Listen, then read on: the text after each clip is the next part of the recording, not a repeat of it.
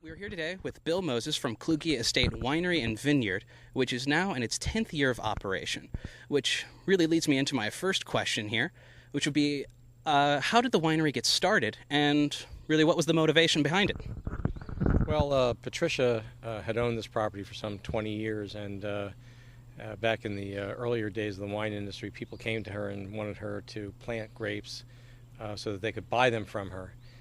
They said, "You're on a great location, southeast facing slopes, the same mountain where Jefferson started, and we think you've got great property." And she decided if she was going to plant the grapes, she'd make the wine. Why sell them to third parties? So she planted one vineyard in '99 of about 35 acres. And over the last 6-7 years, we've planted additional vineyards, so now we have 220 acres. So the motivation was really to get into the vineyard and winery business by trying to create a real world-class winery. All right, and over those 10 years, how has the winery grown to what it is today? Beyond our initial expectations, the soil and the grapes turned out to be so good that the 35 acres grew with successive plantings. We planted another vineyard in 2001. We waited a while and then planted vineyards in 2004, 5, 6, and 7 to get up to the current 220 acres. So it's grown pretty dramatically. Right now, I think it's the largest owned vineyard in the state. And any plans for expansion in the immediate future? Not in the immediate future, thank goodness, but we have planted, we've cleared an additional 80 acres so that we can go to 300. But our expectation is we wouldn't do that for quite a few more years. All right, anything else you would like to add?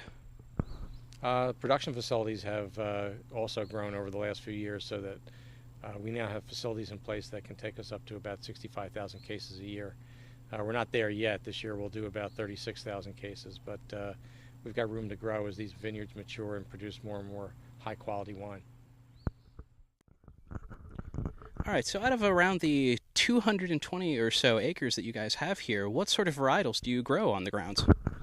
Well, of course, we use the Chardonnay for the sparkling program and some of the Pinot Noir.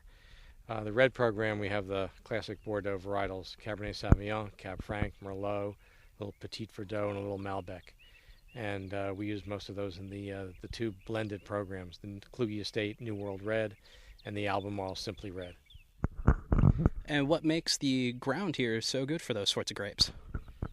Well, I'm not a geologist, but what we've been told is that the soil is very rich. In fact, in many of the fields we have some sort of slower growth resistant rootstock.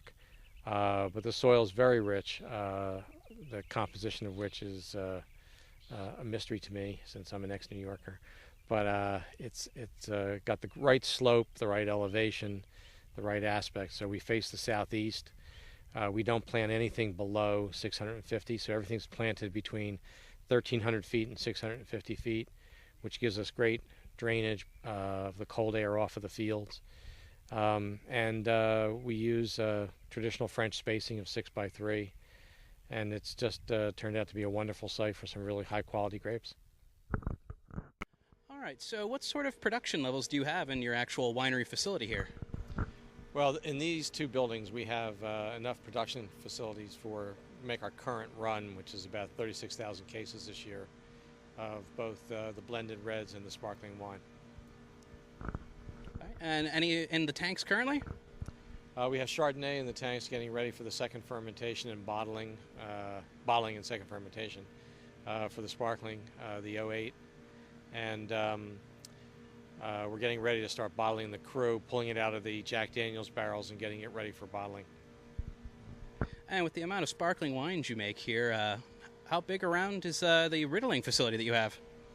Well, the riddling facility right now, we have 6 riddling racks. Each rack holds 500 bottles, so we can do about 3,000 bottles per riddling cycle. And as for bottling, what sort of bottling line do you have? What can it handle with the winery facility? We put in a new bottling line last year. A lot of wineries were using the portable lines that go around the state. We just thought with our volume it made sense to make the capital investment in the line And we currently have a wonderful piece of equipment that does both still and sparkling, and it bottles about 3,000 bottles an hour. Well, you guys definitely seem to have a unique area for your barreling. You actually have a cave here in Virginia. Tell us a little bit about that.